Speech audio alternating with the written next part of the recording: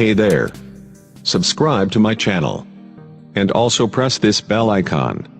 So you never miss any new updates, cause whenever we upload new video you will get a notification on your phone.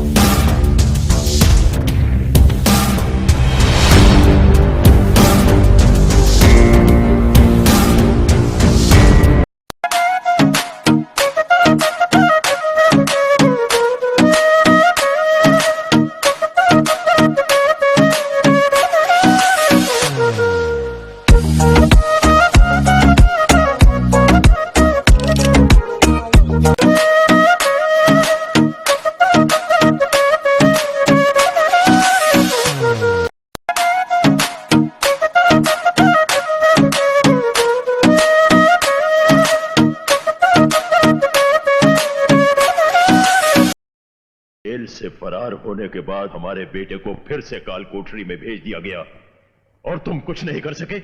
मैं दूसरे किनारे पर उनका इंतजार ही करता रह गया सर। कल रात को जो कुछ भी हुआ वो निरंजन की गलती की वजह से हुआ। अगर वो उस एसीपी के बेटे को साथ में लेके नहीं भागता तो उसका भाई वहां पे कभी नहीं पहुंचता। कौन भाई? कौन पहुंच गया वहां? देवा।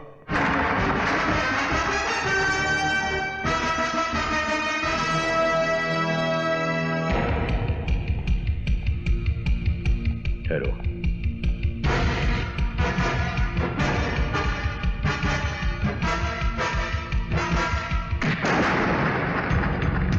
मुझे पता है आपके और कानून के बीच में जंग चल रही है।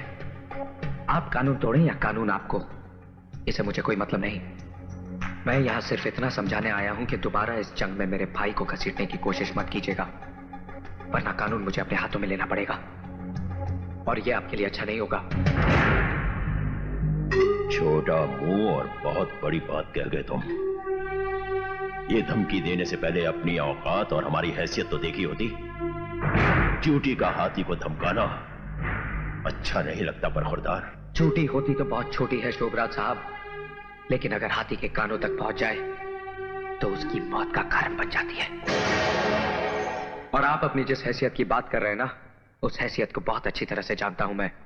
बहुत अमीर करोड़पति हैं आप, लेकिन अपने बेटे की जिंदगी बचाने के लिए भिखारी बनकर मेरे बाबूजी के सामने भीख मांग चुके हैं आप।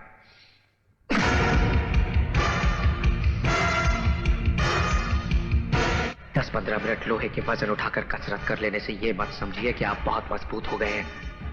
मैं हर दिन 15 घंटे पिछले 15 सालों से सिर्फ लोहे का काम कर रहा हूं, और लोहे से जब शीशा टकराता है तो उसके इतने टुकड़े हो जाते हैं कि गिनना मुश्किल हो जाता है। अंग्रेजी में एक कहावत है, एंगर। किसी और को सुनाना, मैं सिर्फ एक जुबान समझता हूं, हिंदुस्तानी, और उसमें एक कहावत है, 100 सुनार की और 1 लोहार की। मेरा भाई मेरी मां के जीने का सहारा है, और अपनी मां को उसकी जिंदगी लौटाने का वादा किया है मैंने।